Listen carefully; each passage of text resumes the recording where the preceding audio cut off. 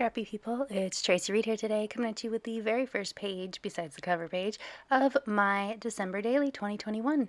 So this page, I don't actually normally do a reason why page. I don't find it to be something I really want in my December Daily, like a family album, but this year it felt a little bit appropriate. So that is what I'm doing for my very first page this year.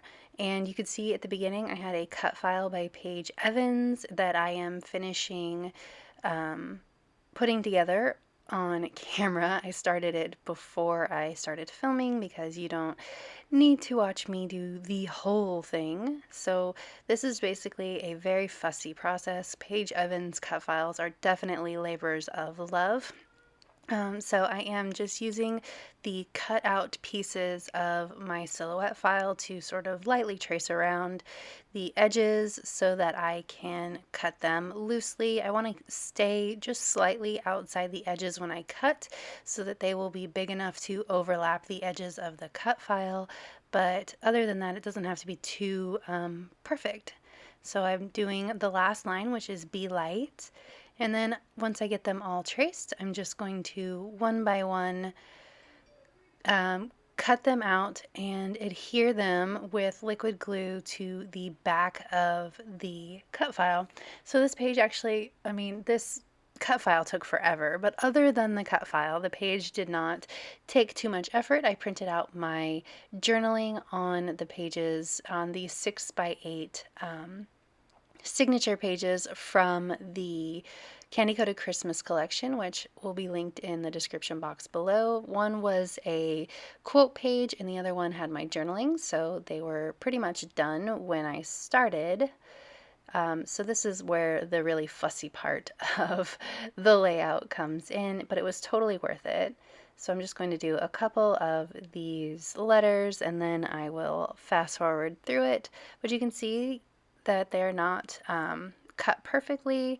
It is a labor of love, but it doesn't have to be perfect, especially on the back, except that I'm going to be adhering this to a piece of transparency. So you'll see that it does kind of need to be a little bit different on the back than what it looks like. So there is my H and my T. I'm going to fast forward and do the rest off camera and you will get to see the finished product. I love the red and the pink with the white in the middle because it's going to go over a green piece of paper, so I didn't want to add more green to it.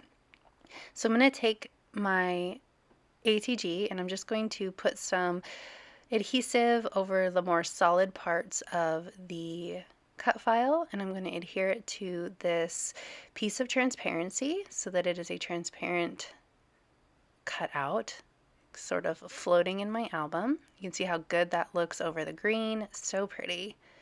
But what I decided I'm going to do on the back, because you know I hate seeing the back side of things, what I decided I'm going to do on the back is I'm going to put a piece of pattern paper on both sides. So this side I decided I wanted to keep it green, so I'm going to use this green patterned card from the Candy Coated Christmas collection. And I'm going to adhere that facing this way, and then on the other side I'm going to use a different piece of pattern paper.